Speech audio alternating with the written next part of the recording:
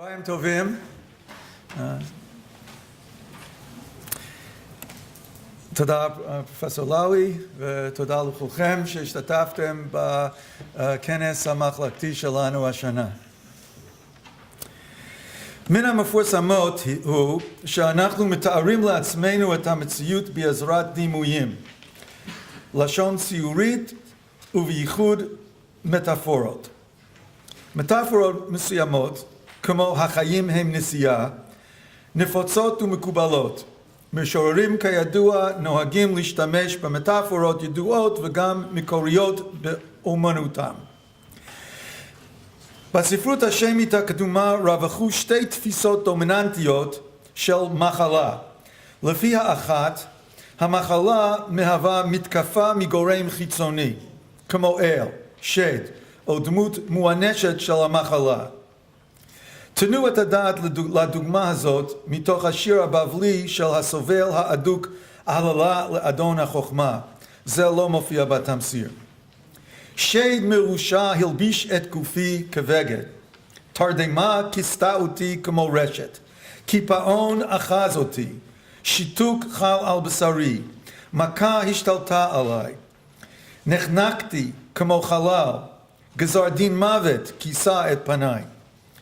מכת המחלה כתופעה שבאה מבחוץ בולטת בספר איוב. השטן כשליחו של האל מכה את איוב בשכין רע, והפגיעה מבוטאת בלשון ההכאה. ויצא השטן מעד פני השם ויח את איוב בשכין רע מכף רגלו ועד קודקודו. שלא במקרה אותה הלשון מתארת את המכות בארץ מצרים ואת ההכאה בשכין רע המובאת בין הכללות בתוכחה שבספר דברים. כ"ח פסוק 35.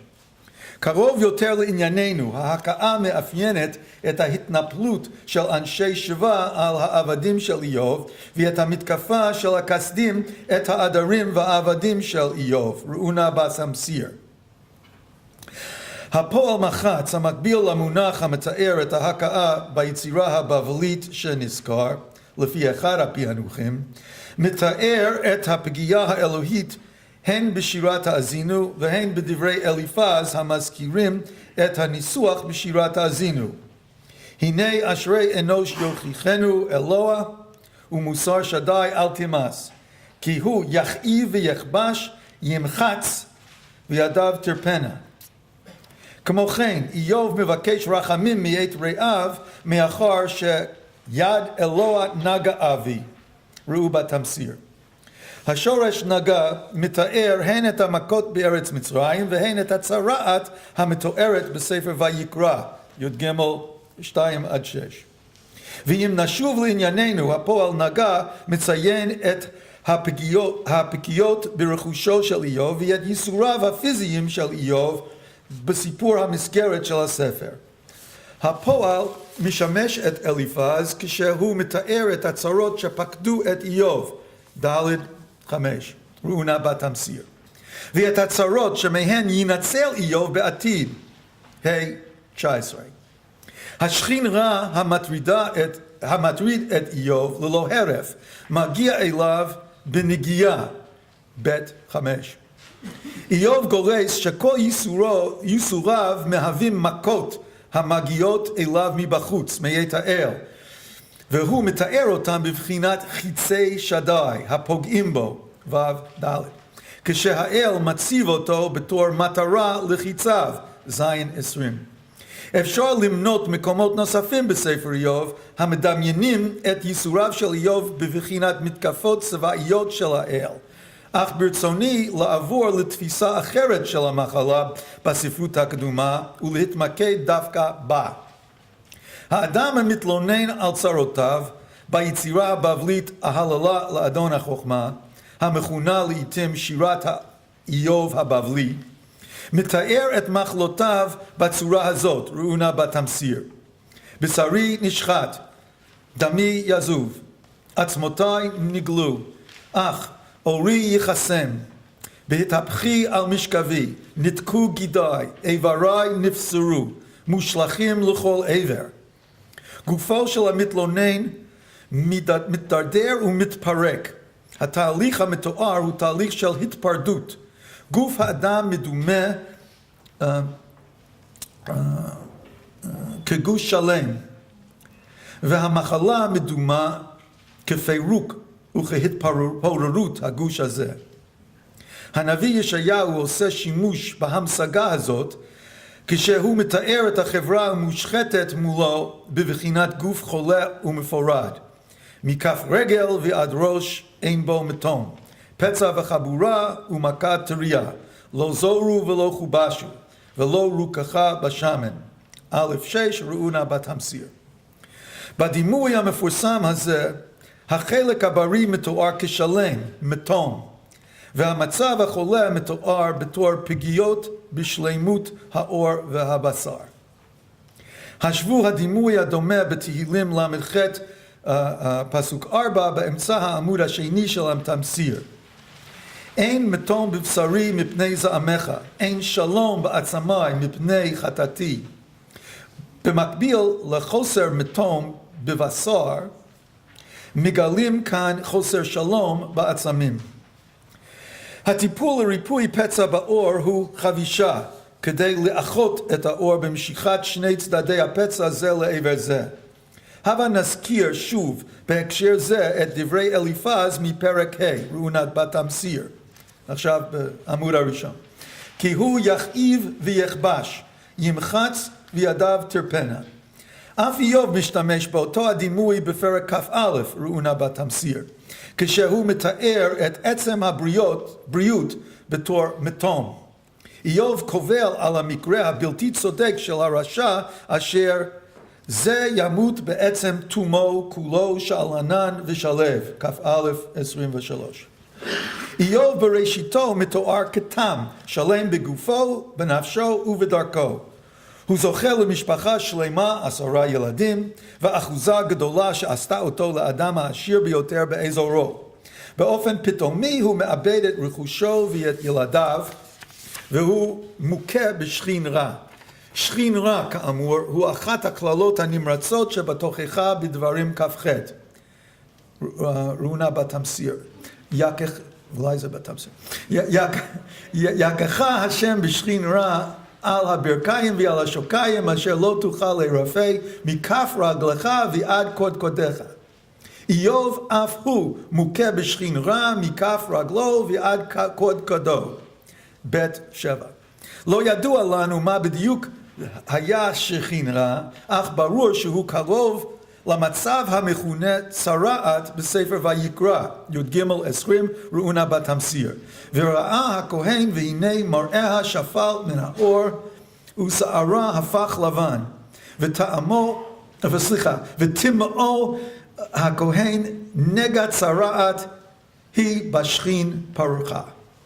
בהקשר זה הבה נזכיר שהצרעת שממנה סבלה מרים במדבר י"ב פסוק 12 ראו נא בתמסיר, נמשלת לעובר מת אשר בצאתו מרחם אמו ויאכל חצי בשרו. מחלות עור חמורות נחשבות בתנ"ך בבחינת השחתת גוף האדם המקרבת אותו אל מותו.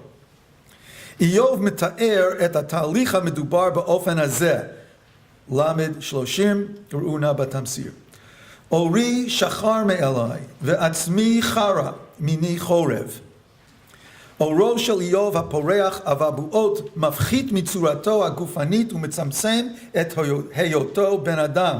כפי שאיוב מעיד, י"ט 20 ראו נא בתמסיר, בשרו נדבק בעצמותיו ובעור שיניו, ואת מלטה מלשון מלט.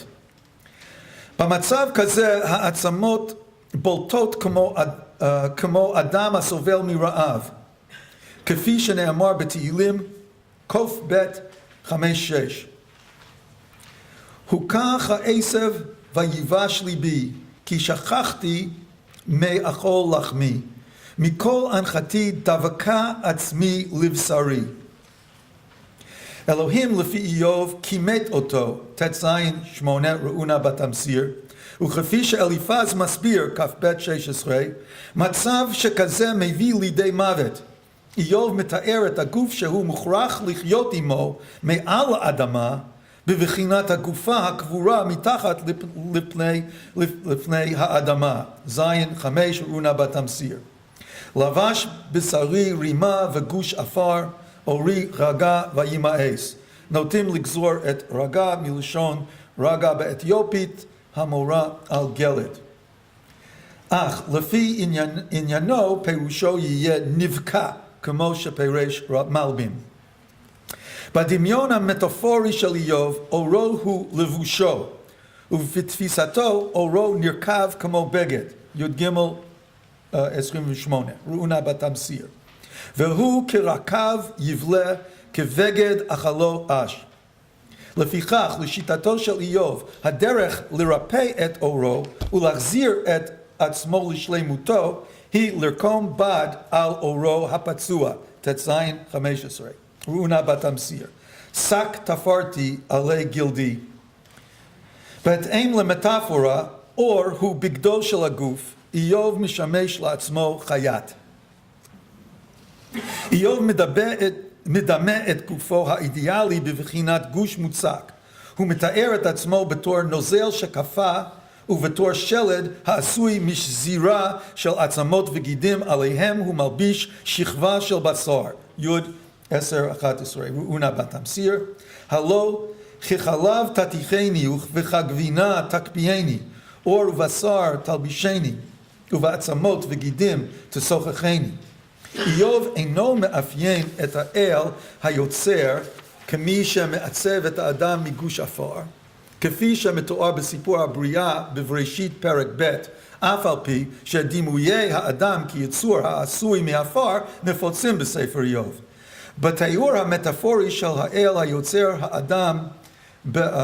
האדם באיוב פרק י', האל הינו חלבן העושה גבינה ושזר העושה בגד, דהיינו גוף מבד, עצמות וגידים, כן, דהיינו מעצמות וגידים, דהיינו חוטים.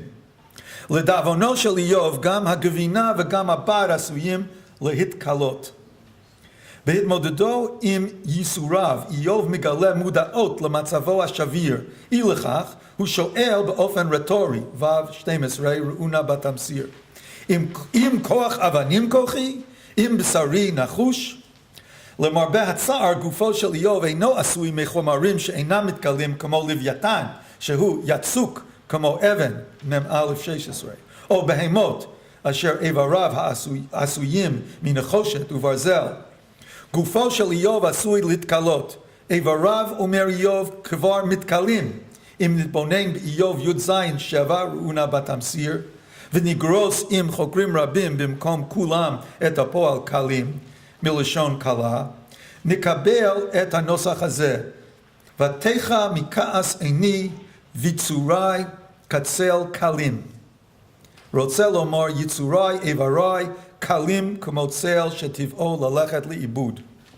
הסופרת והמבקרת המנוחה סוזן סונטג בספרה על השימוש במטאפורה כדי לייצג מחלות מזכירה כי רווחת המטאפורה המתארת את האכילה מבפנים של השחפת המכונה זה מאות שנים consumption. בעוד הסרטן תוקף מבחוץ ייתכן שאין זה מקרה, בעוד שהסרטן תוקף מבחוץ. ייתכן שאין זה מקרה שאלה הם שני הדימויים המאפיינים את המחלות בעיון שלי בספר איוב. בהתאם למטאפורה של התפרדות, ראו של איוב בלבד מתאר את ניוון האיברים של הרשעים בבחינת מחלה המואנשת בשם בכור מוות, י"ח 13 ראו נא בתמסיר. יאכל בדי אורו, יאכל בדיו בכור מוות. בדים בהקשר זה מורה על חלקי הגוף. להערכתי, אור בהקשר הזה מציין את הגוף בכלל. בכל מקרה, ברצוני להדגיש שכאן ההשחתה הפיזית ההדרגתית של הגוף מועברת על ידי הדימוי של אכילה. איוב אף הוא מתאר את ניוונו הפיזי בתור אכילה. בצדק הוא מזהה את הגורם המשחית את צורתו הגופנית עם האל, המבלע אותו מלשון בילה, השייך לאותו השדה הסמנטי אליו שייך אכל. יוד 8 ראונה בתמסיר. איוב עושה שימוש בלשון בילה מבלי לדעת שאותו הפועל מתאר את הפגיעה באיוב בסיפור המסגרת, בית 3, ראונה בתמסיר.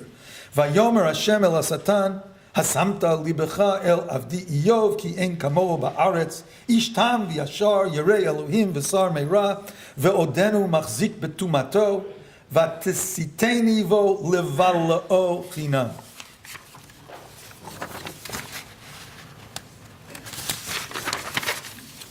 איוב מאפיין את הפעילויות העוינות של האל כלפיו בעיקר בשתי צורות. לפי הדימוי האחד, האל הוא גיבור חיל הרואה באיוב את אויבו. לפיכך הוא יורה בו חיצים ופוצע את אורו. ט"ז 12-13 ראונה בתמסיר. ויקימני לו למטרה, יסובו עלי רביו מלשון רובה, יפלח כליותיי ולא יחמול, ישפוך לארץ מרירתי. איוב מעריך שהאל הקיף את ביתו בצבאו ושם עליו מצור, י"ט 12. בעיני איוב ביתו מהווה עבור האל עיר בצורה שאת חומתו הוא צריך לפרוץ. שוב, בהקשר זה אנחנו מגלים את המטאפורה לפיה הגוף וחומתו, האור, נפרצת ונפלשת. ט"ז 14. ראונה בתמסיר, יפרצני פרץ על פני פרץ, ירוץ עליי כגיבור. בדימוי אחר של פעילותו העוינת של האל כלפי איוב, האל הוא חיה טורפת, כנראה אריה, המשחית את תרפו.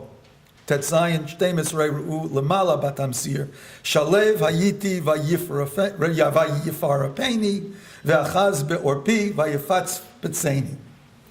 דמותו של האל כגיבור חיל לוחמני ודמותו כחיה טורפת משולבות בפרק ט"ז, עד כי בעיני איוב אין הבדל של ממש בין פציעת אורו ובין שסיעת גופו. בריאות היא שלמות וחולי הוא התפרדות. אותו הדימוי מצוי כפי שראינו למעלה בתהילים ל"ח ד' ראונה בתמסיר. אין מתום בבשרי מפני זעמך, אין שלום בעצמי מפני חטאתי. המשורר המשתמש באותה המילה מתום ששימשה את ישעיהו ואת המשורר בספר איוב כדי לציין את שלמות הגוף, יוצר קשר בין הבריאות ובין שלמות האדם עם אלוהיו. מי ששלם עם אלוהים הוא איש תם, כמו איוב. תומו הגופני של איוב תלוי בתפיסה התיאולוגית של המזמור, בתומתו המוסרית. אותו הקשר הרעיוני מתאר את סיפורו של איוב. יושרתו של איוב מוצגת בסיפור על ידי שני התארים, תם וישר. תומתו של איוב מבוטאת על ידי האלוהים, אשת איוב והרע הבכיר אליפז. גם איוב מעיד על תומתו, והוא מתעקש שגם אלוהים יודע עליה, ל"א 6, ראונה בתמסיר. ישקלני במאזני צדק וידע אלוה תומתי. תומתו של איוב מהווה את הבסיס לטענותיו נגד האל. לפי החוכמה המקובלת, כפי שהיא מוצאת ביטוי בדברי בלדד, ח' 20 ראונה בתמסיר, הן אל לא ימאס תם ולא יחזיק ביד מרעים.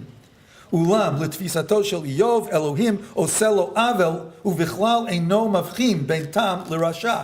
ט' 22. קיימת בספר איוב אי התאמה צורמת בין היותו של איוב איש תם ובין חוסר השלמות של צורתו הגופנית, בין הפנים השלם שלו ובין החוץ המתפרד שלו. פגיעתו של האל באיוב הופכת אותו לדוחה בעיני כל אשר בסביבתו. פניו כל כך השתנו שמרחוק לא הכירו חבריו.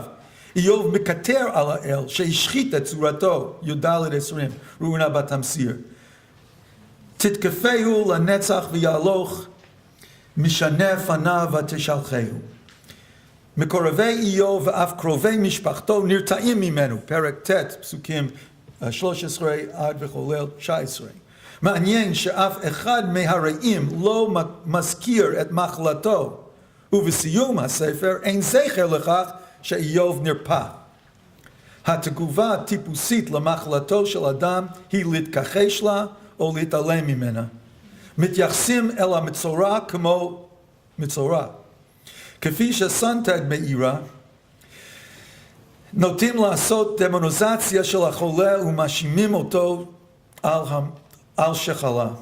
ראה איוב מעריכים שמצבו החולני נובע מהידרדרות מוסרית. הם טוענים שאיוב יחלים אך ורק אם ישלים עם האל. לדוגמה, כ"ב 21, ראונה בת תמסיר, הסכן נא עמו ושלם, בהם תבואתך טובה. הרי הצופר במענהו הראשון עושה שימוש במטאפוריקה של שלמות ופירוק המאפיינת את שיח הספר כולו, י"א 14-15 ראונה בת תמסיר.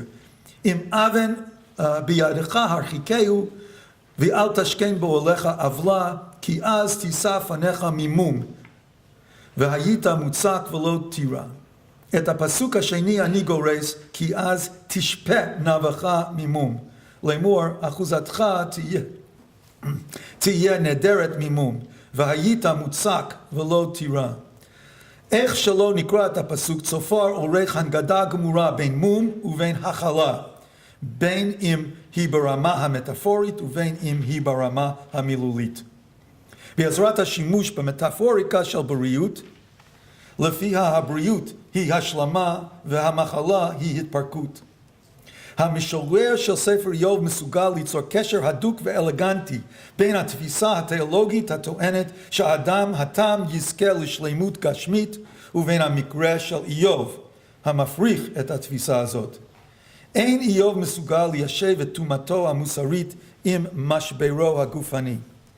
עבור הקורא המקרה של איוב מהווה מטאפורה של משבר קיומי במציאות ואף אולי אי סדרים בעולם הטבע. איוב בראשיתו זכה להשגחה פרטית כאשר האלוהים סח בעדו וברך את כל משלח ידו. א' 10 ראונה בת תמסיר. אותו הפועל משמש את איוב כשהוא מתאר את הדרך שבה הוא נוצר על ידי האל. אור ובשר תלבישני ובעצמות וגידים תשוחחני. י' 11 ראונה בת תמסיר. איוב נוצר ונשמר שלם על ידי האל תוך דאגה מיוחדת. ועכשיו איוב מאשים את האל על שהוא מפרק ומשחית אותו בלא צדק.